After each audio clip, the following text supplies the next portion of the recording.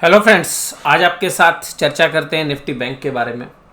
और Nifty bank में क्या रही स्थिति, कल क्या की थी चर्चा। तो कल मैंने आपके साथ जो चर्चा की थी निफ्टी बैंक के बारे में, वो ये कहा था कि निफ्टी बैंक जो कल हमारी जो क्लोजिंग थी वो 39,000 के ऊपर थी, लेकिन 39,300 टूट गया था, जो काफ़ी अच्छी स्पोर्ट थी।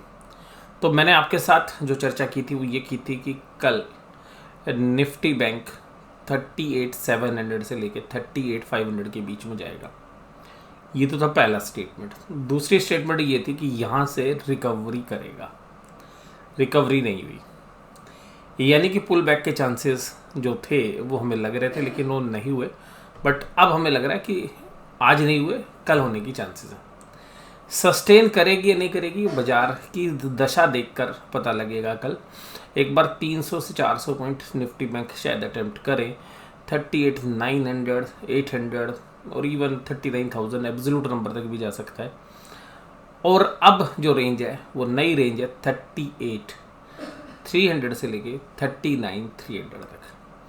एक रेंज है जिसके अंदर शायद बाजार काम करेगा। ऊपर की लेवल्स पर सेलिंग और निचले लेवल्स पर बाइंग जो है बाजार में देखने के लिए मिलनी चाहिए। कुल मिलाकर आज एफएनओ की वीकली एक्सपायरी थी और वीकली सौदे नीचे की तरफ बने हुए थे। तो बड़े प्लेयर्स यानी कि एफआईआईज ने आज अच्छी जो है बिकवाली लगातार जारी रखे हुए, आज भी जारी रखी। तो जो लगातार जारी रखे हुए हैं सेलिंग, वो आज भी देखने के लिए मिली और उन्होंने अपने सौदे मोस्टली नीचे की तरफ ही काटे। तो कुल मिला के वीकली एक्सपायरी 38,500 के ऊपर हुई है। ये थोड़ा सा कंफर्टेबल है बुल्स के फेवर में, लेकिन बाजार अभी भी ट्रैप के अंदर है। इस बात को आप समझ सकते हैं कि अभी भालू के कब्जे में है बाजार। तो शायद कल भालू सांस देगा और बुल्स जो है कल ऊपर की तरफ एक बार चढ़ाई करेंगे। फिर हो सकता है कि दोपहर के बाद दोबारा से बेयर्स आ जाए। तो उम्मीद इस तरीके से लग रही है। हमारे पास जो ट्रेड थे वो मैं आपको डिस्क्लोज़ कर दूं। तो 39,400 के करीब जो है हमने पोजीशंस बनाई थी निफ्टी के अंदर, बैंक निफ्टी के अंदर शॉर्ट, और उसी समय पर एचडीएफसी बैंक में लॉन्ग पोजीशन।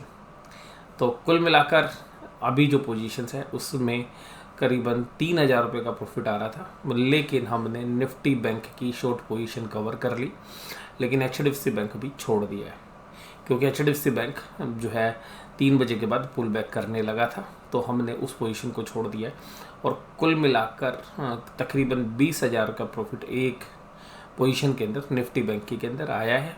और अभी एचडीएफसी बैंक की जो पोजीशंस है वो लगभग अभी 17,000 के लॉस में है। तो हालांकि अभी हमें लग रहा है कि कल एक पुल बैक होगा। तो जब वो पुल बैक होगा तो वहाँ पर हम एचडीएफसी बैंक से एग्ज़िट कर लेंगे और इस तरीके की जो है स्ट्रेटेजी है।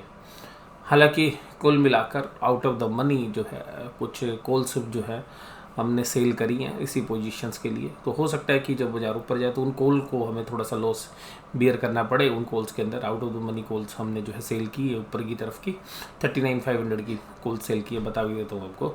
तो वहाँ पे हो सकता है कि 50-100 रुपये का लॉस हो, लेकिन यहाँ पे एचडीएफसी बैंक से हमें उम्मीद है कि कल 6-7 हज़ार रुपये की रिकवरी हो जाएगी। तो नेट जो पोजीशंस है वो 9 से 10 हज़ार का प्रॉफिट दे के जाने की जो है हमें उम्मीद है। और बाकी जो है कल के ऊपर जो है निर्भर करता है। तो इस तरीके से जो है पोजीशंस जो है हमने की। तो हमने दोनों हेजिंग पोजीशंस ली थी, लेकिन निफ्टी जिस तरीके से लगातार 2-3 दिन से गिर रहा है तो हमें अब लग रहा है, हमें आज भी उम्मीद थी कि पुल बैक करेगा, तो कल पुल बैक की उम्मीद है। तो इसलिए हमने मंदी वाली पोजीशन काट ली है, तेज़ी वाली पोजीशंस अभी एचडीएफसी बैंक में छोड़ दी है। हालांकि दोनों पोजीशंस भी काटते तो मात्र 3,000 का ही प्रॉफिट आ रहा था, ये मैं आपको डिस्क्लोजर के रूप में बता दूं। लेकिन अभी पोजीशंस छोड़ दी है, मैंने आपको बता दिया एचडीएफसी बैंक वाली। ये जो हमें व्यू है, हमारे व्यू के अकॉर्डिंगली जो है पता चला। हालांकि हमने 38,500 के आसपास कवर कर लिया, उसके बाद हालांकि 150 पॉइंट भी और भी नीचे भी गया था, लेकिन हमें ये श्योर था कि 38,500 के शायद नीचे नहीं जाएगा, इसलिए हमने वहीं पर अपनी पोजीशन स्क्वेयर ऑफ कर ली। शॉर्ट्स वाली, लॉन्ग वाली जो है पोजीशन अभी बची हुई है। अब ये जो स्थिति है, इस स्थिति के साथ साथ आप देखिएगा निफ्टी 50 की पोजीशंस किस तरीके से। जो भी पोजीशन मैंने आपको बताई वो एक लोट की बताई है। आप जो भी पोजीशंस हैं, हालांकि हमारी ज़्यादा पोजीशंस थी नहीं, लाइट ही पोजीशंस थी, मैंने आपको बताया भी था। तो निफ्टी 50 17873, तो निफ्टी 50 आज माइनस की क्लोजिंग। और मैंने कल आपके साथ कहा था कि निफ्टी 50 शायद वीक ही रहेगा, लेकिन बैंक निफ्टी शायद रिकवर करे, लेकिन फिर भी निफ्टी बैंक के जो बाकी शेयर्स हैं वो गिराने का काम करे। लेकिन आज की गिरावट भी फाइनेंशियल्स की वजह से ही ज़्यादा सीवियर हुई है। तो यहाँ पर अगर चार्ट के पैटर्न्स की अगर बात करें तो देखिएगा अब बाज़ार एक लगातार गिरने वाले ट्रेंड के अंदर आ गया है। देखिएगा ट्रेंड लाइन जब अगर आप लें तो इसके बाद ये जो कैंडल थी इसने बाज़ार का रुख बदला था, और उसके बाद फिर देखिएगा फॉलोअप सेलिंग आई थी जब मंथली एक्सपायरी हुई थी पिछले महीने की। तो उसके अगले दिन की ये कैंडल है, उसके नेक्स्ट डे की, और वीक मंथली एक्सपायरी की ये रेड कैंडल है। उसके बाद एक रिलीफ रैली, उसके बाद 2-3 दिन का कंसोलिडेशन, और फिर ऊपर की तरफ से एक अच्छा पुल बैक। लेकिन ये पुल बैक जो है नहीं टिकने दिया निफ्टी बैंक के स्टॉक्स ने। तो यहाँ पर खींचने की कोशिश तो थी बुल्स की, लेकिन उसी स्थिति में बैंक निफ्टी ने जो है कमजोरी कर दी। तो देखिएगा उसी स्थिति में निफ्टी बैंक ने कमजोरी कर दी। ये देखिएगा कैंडल्स जहाँ पर वो पुल बैक करने की, तो निफ्टी बैंक के अंदर ज़्यादा सेलिंग हुई है एज़ कम्पेयर टू निफ्टी। तो अब हमें यहाँ पर अभी देखिएगा जो अहम लेवल है मैं आपको बताता हूँ। देखिएगा इस कैंडल को देखिएगा, ये सितंबर मंथ में आपकी बनी थी, ये 38,300 के आसपास है। हालांकि रेड कैंडल थी, यानी कि बाजार ओपन हुए, सस्टेन हुए, नीचे गए थे। इसके बाद अक्टूबर के महीने में सेम कैंडल 38,300 के आसपास है, और ये देखिएगा 38,400 के आसपास है, जहाँ से आज बाजार घूमा है। तो अब हमें ये लग रहा है 38,300।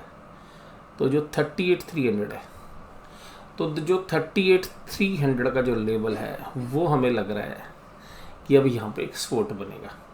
तो हो सकता है कि डाउन भी जाए, लेकिन यहाँ से बाउंस जरूर करने की संभावना बनती है। बट हमें लग रहा है कि कल ओपन भी जो है पॉजिटिव होगा, फिर थोड़ी वोलेटिलिटी के साथ देखते हैं कि ऊपर सस्टेन करता है या नहीं करता। लेकिन जिस तरीके से लगातार ये जो शॉर्ट्स बने थे, तो हमें लगता है कि वो वीकली एक्सपायरी की वजह से थी। तो फिर दोबारा से एक बार 3900 के आसपास तक बाजार जाना चाहिए। हो सकता है 39,300 भी चला जाए। तो अब वो 39 से पलटेगा, 39,900 से पलटेगा, 39,300 से पलटेगा, वो कल बाजार के सर्कमस्टांसेस देखने के बाद पता चलेगा। But sell on rise market, मैंने बोला था आपको, मैं पिछले 7-8 दिन से यही बोल रहा हूँ, सेल ऑन राइज मार्केट है, सेल ऑन राइज मार्केट है। तो इस बार भी देखिएगा 18,050 जब बाजार आया तो मैंने कहा था 18,050 से 18,200 के बीच की जो निफ्टी की रेंज है वो आपको एक सेलिंग प्रेशर दिखा सकती है। तो वहाँ पर माल जो है सप्लाई होने के लिए आएगी।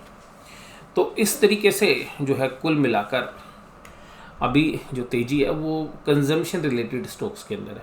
और मैं ये भी कहूँगा कि कंजम्पशन रिलेटेड स्टोर में ये हालत है कि आप ज्वेलरी शॉप पे अगर आज की डेट में जाएँ दीपावली के बाद भी, तो भी आपको आधे घंटे से 1 घंटे की बुकिंग मिलेगी। तो मुझे लगता है कि जो टाइटन के अंदर जो तेज़ी बनी हुई है वो शायद एक मुख्य रीज़न जो है इसका है, क्योंकि एक जो ज्वेलरी आइटम्स हैं, जो कंजम्पशन आइटम्स हैं, उनमें भी अच्छी डिमांड है। गाड़ियों में मैंने बताया आपको बुकिंग भी चल रही हैं, अभी भी जो नए मॉडल्स हैं वहाँ पे गाड़ियाँ नहीं मिल रही हैं। सीएनजी की गाड़ियाँ जो लोग लेना चाहते हैं वो तो बाज़ार में उपलब्ध ही नहीं है, जो कंपनी फिटेड सीएनजी है। तो कुल मिलाकर कंजम्पशन रिलेटेड जो शेयर्स हैं वहाँ पर अच्छा रुझान देखने के लिए मिल सकता है आगे भी, लेकिन वैल्यूएशन बड़ी स्ट्रेच है। मैं इस बात में इनको जस्टिफाई नहीं करता हूँ इन वैल्यूएशंस के ऊपर, लेकिन कंजम्पशन लेड जो स्टोरी है वो इंडिया में लॉन्ग टर्म है, तो इसलिए बहुत सारे लोग जो इनको कुछ भी वैल्यूएशंस देने के लिए तैयार है।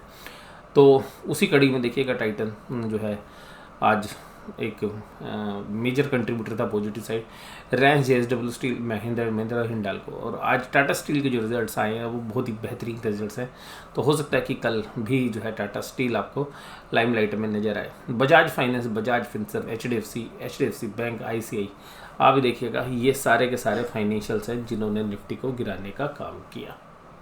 तो हो सकता है कि कल अगर निफ्टी बैंक के शेयर साइडवाइज होते हैं या पुल बैक आता है तो निफ्टी कंफर्टेबली एक बार 18,000 और 17,950 के बीच में जो है जा सकता है कल, क्योंकि जो लगातार सेलिंग हो रही है तो यहाँ पर एक रिलीफ रैली की उम्मीद जो है हम कर सकते हैं।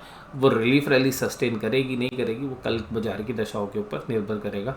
तो बाज़ार में हालांकि अगर ऊपर से फिर सेलिंग प्रेशर आता है तो शायद सस्टेनेबिलिटी ना बने। और एक दूसरी बात और भी है कि जो लोग अभी फंसे हुए हैं 5-7 दिन से जो है माल खरीद रहे हैं, तो जब बाज़ार ऊपर की तरफ जाता है तो उनकी तरफ से एक सेलिंग प्रेशर आ जाता है। तो एक सिंगल साइड जो है रैली की उम्मीद हम कम कर रहे हैं। एक बार ऊपर जाने के बाद हमें लग रहा है फिर एक बार सेलिंग प्रेशर दोबारा से बाज़ार देख सकता है। उसके बाद एडवांस डिक्लाइन रेशियो बिल्कुल बिगड़ गई है, ख़राब हो गई है। और डिक्लाइन वाले जो शेयर्स हैं वो 1149 है, एडवांस 677 है। और आज सबसे खास बात ये है, आज स्मॉल कैप और मिड कैप में भी अच्छी सेलिंग थी। Titan, Hindalco, JSW, Mahindra and Mahindra Coal, Reliance Industries, IndusInd Bank, TCS और टाटा स्टील, ये आज मजबूती के खिलाड़ी थे। कल शायद टाटा स्टील पर एक अच्छा दाव लगता हुआ हमें लग रहा है कि कल शायद अच्छे से जो टाटा स्टील के अंदर एक अच्छी तेज़ी है आपको कल भी देखने के लिए मिल सकती है। हालांकि उसमें से काफ़ी बड़ा हिस्सा जो है शायद प्राइस इन भी है। Indian oil, tech Mahindra, SBI, ONGC, SBI life, Bajaj finserv, sun pharma सब 2% से ज़्यादा की कमजोरी के साथ काम कर रहे थे।